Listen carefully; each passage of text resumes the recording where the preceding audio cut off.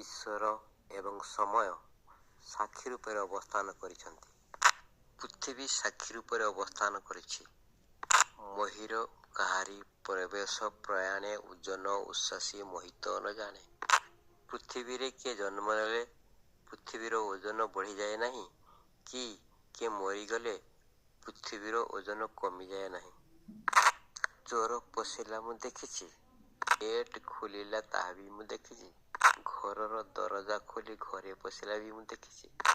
ବାକ୍ସ ଖୋଲିଲା ବି ମୁଁ ଦେଖିଛି। ବାକ୍ସରେ ଯାହା ଥିଲା ସବୁ ନେଇଗଲା ବି ମୁଁ ଦେଖିଛି। ହେଲେ କିନ୍ତୁ କିଛି କହିନାହିଁ।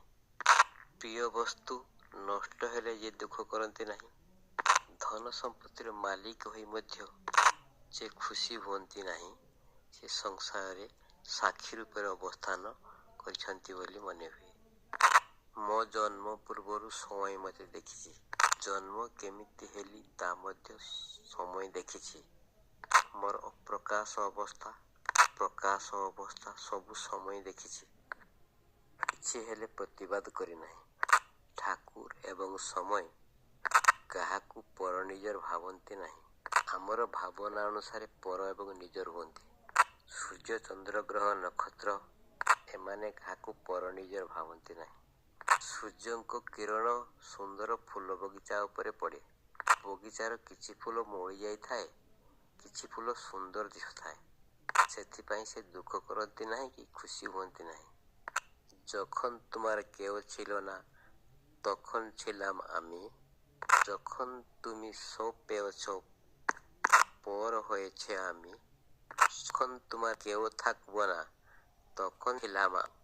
ସଂସାରର ପ୍ରିୟ ବସ୍ତୁରେ ଯାହାଙ୍କର ଶ୍ରଦ୍ଧା ନାହିଁ କିମ୍ବା ପ୍ରିୟ ବସ୍ତୁ ନଷ୍ଟ ହୋଇଗଲେ ମଧ୍ୟ ଯିଏ ଦୁଃଖ କରନ୍ତି ନାହିଁ, ସର୍ବଦା ସାକ୍ଷୀ ରୂପରେ ଅବସ୍ଥାନ କରନ୍ତି, ଯେ ଶୁଅନ୍ତି ନାହିଁ, ଜନ୍ମ ମୃତ୍ୟୁକୁ ଦେଖିଛନ୍ତି, ସେ ହିଁ ଈଶ୍ୱର, ସେ ହିଁ ସମୟ, ସେ ହିଁ ସାକ୍ଷୀ।